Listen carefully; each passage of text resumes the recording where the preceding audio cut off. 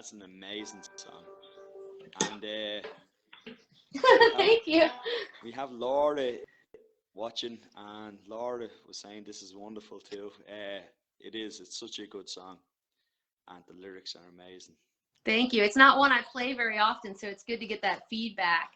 Um, on one that I kind of like secretly like, but Well, don't fool around with we have much. a fan of it here right now, so I really enjoyed that song. That's such a good song.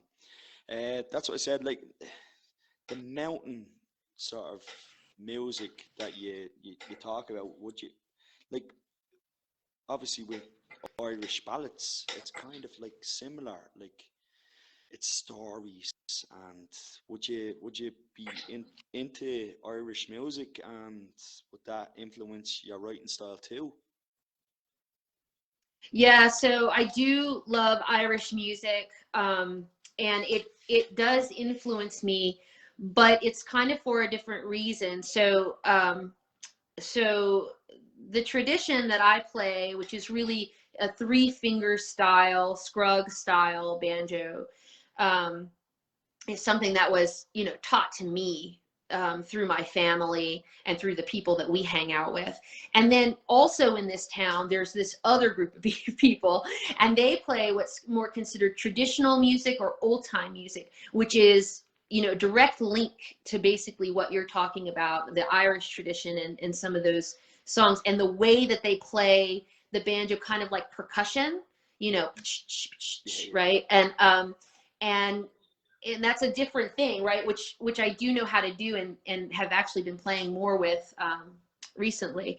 Um, and so that though I am around a group of people that does traditional music all the time, both bluegrass style and traditional style, and so kind of always taking in these stories, right?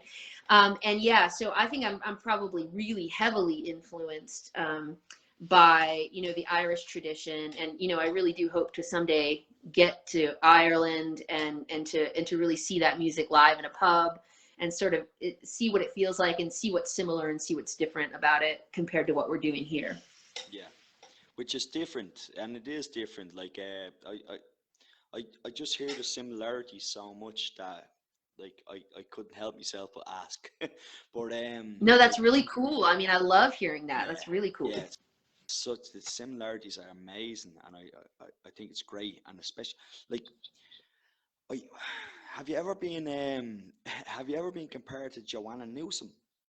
There's a question. um I'm, I have, and someone else, there's another American singer that occasionally get my voice compared to, which is Iris Irish Dement. Dement.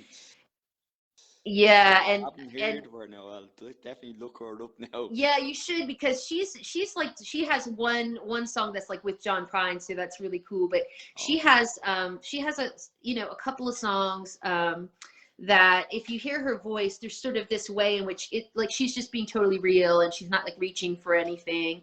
And I've been working with a producer in Philly who was trying to sort of figure out like, what are you, what is it, folk, is it Americana, is it bluegrass, and basically was like, well, I've never really heard a voice like yours. There's these similarities to like Iris Dement, or yes, I've also been compared to Joanna. And I mean, that's just a great honor, because like I said, I think what those influences are trying to show us is that just you can just really be yeah, real. You can like feel it and yeah. But sing that's it. the thing about And like when I said about Joanna Newsom, like I hear the similarities, but when I hear Joanna, like I love Joanna Newsom. I think she's amazing, but I get more honesty out of you. Like you have this mm, really honest tone. It's like what you're singing, you really feel, and wow, yes. it comes from deep within, you know. So yeah, it's amazing. When someone like can hear, I was talking to someone today about like where's it all going, right? And it truly doesn't matter, because I think I feel when I'm singing so much that is the only thing that has to happen for me, right? I just can sing and share it and be alive, and like So I'm so glad that you connect to some of it. And whenever I connect with anybody on it, I just feel so, you know, like what a great honor that we can all do this and be musical. And it's And just that's so it. wonderful and life-giving. We all shared in the journey together. Right. So I have to get on to the really difficult questions and the hard hitting questions. What is the worst Christmas present you ever received or gave to somebody? The worst I've ever received. I have received like cleaner, you know, wrapped up in a present, and it's like, you Cleaner. know, What's Clorox cleaner? bleach. Fuck's What's the worst I've ever given? Okay, so I am not a very good shopper. Like, I don't enjoy it. I don't want to spend my time doing that. I usually wait to the very last minute to buy gifts because I can't stand it. So definitely the worst gifts I've ever given are gifts that were given to me that I don't like, that I then give and wrap up and pretend like they're mine. That's fucking bad. That is.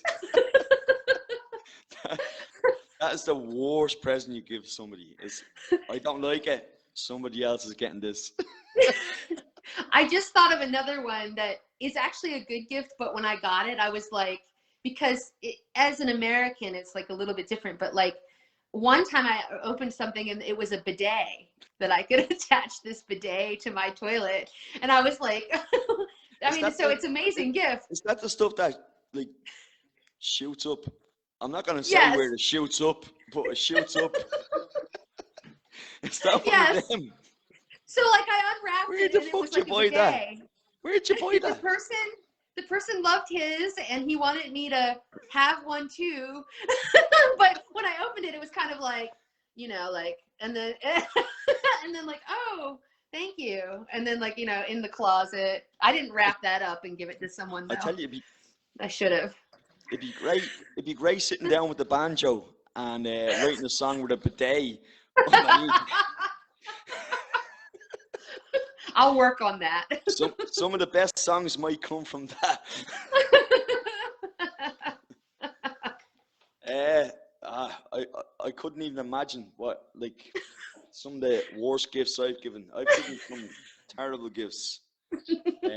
All people buy me are socks. So Yeah. I don't mind socks. Like people say, "Oh, socks is a bad gift." Socks are a great gift. Yeah, they're Everybody wonderful. everybody needs socks. That's one of my favorite gifts.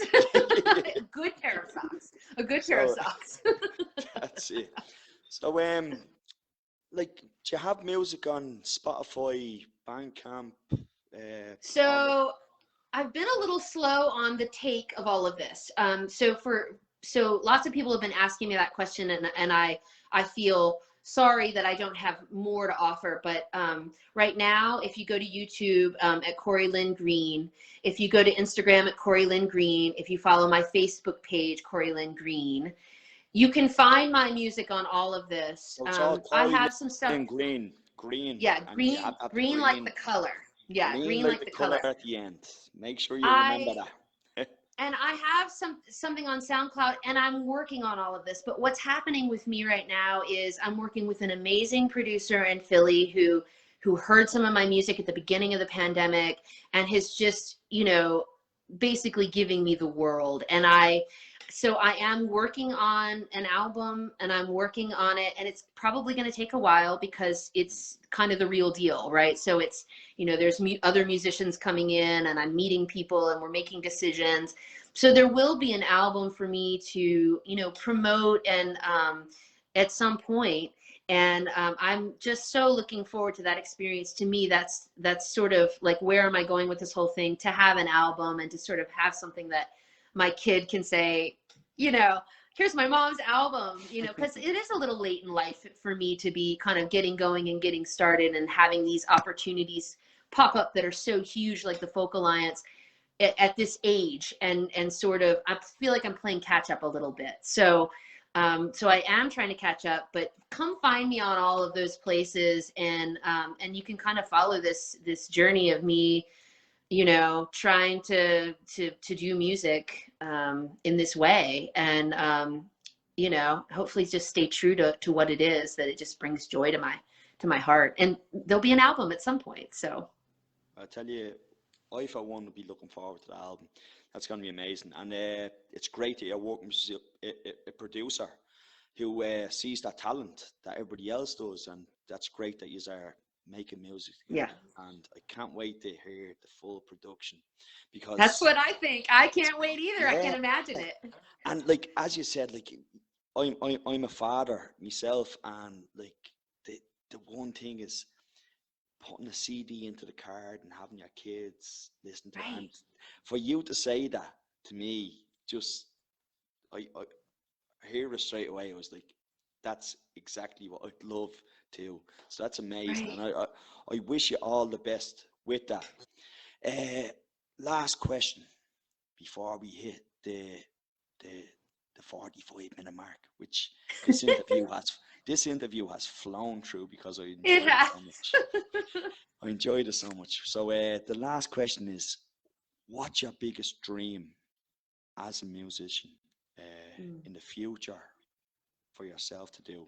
Now, I think you've already answered the question. It was your daughter listening to the CD, but I'm Yeah, sure we can go beyond that again.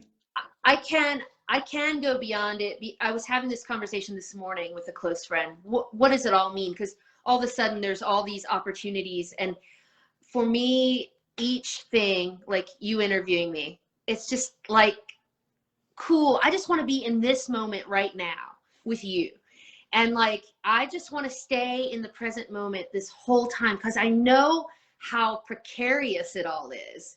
And so each thing that happens, I'm going to be grateful for, and I'm going to be totally present. And I don't need some future. But I have always had this, you know, maybe manifestation of myself. Like, what do I see? I see myself on a stage. It's dark all around me. There's a light on me, and I'm singing some ballad to some audience who gets it. That's And that's it. That's the dream. I tell you, that's a beautiful dream and a very foreseeable dream. And I wish you best. I hope it all works out. And I cannot wait for this album to be launched with this producer because it's going to be amazing. So thanks for dropping on and having a chat with this stupid Irish guy. Thank you so much. I really, really enjoyed this conversation and getting to know you a little bit better, and just having this opportunity to That's it. share. Listen, It's really, really special. Corey, it was all about getting to know you, and that's you're an amazing musician. And I look forward to the watch party and hearing your lives and hearing your future songs. It's going to be amazing. So thanks very much for dropping on and having a chat with me, and we'll definitely do it again. So Thank you so much. yeah, so that brings to the end of episode 2 of Corner Talks. I don't know where I came up with that corner talk. Obviously, I think it was your friend. I think Kevin Milner is your Kevin. friend, isn't he? Kevin came up to walk in the corner thing. So you can Yes. blame your friend Yeah, I for will. this. He's hilarious. Oh, my Corner dog wants to talks. make a last Oh, here's appearance. let your doggy say it. What's your doggy's name? This is Idaho. Idaho. Ah, for fuck. You could have came up with a different name than that. No. Idaho. You had loads in it. You had Rover. You had fucking Toys and whatever. Idaho. My, Idaho. I wouldn't name my dog Cork. Oh, So it's great. God. Listen, I hope that you come to Ireland one day and play a gig and you can bring Idaho over and we see Idaho jumping on your lap while you're playing the song. Great. You better Listen, believe it. I'm there. Corey, it was great meeting you and it's great talking to you and we will definitely do this again. So that's the Okay. end of the show. Listen, Okay. all the best and I wish you all the luck in the future. Thank you so Bye. much, Keith. Bye.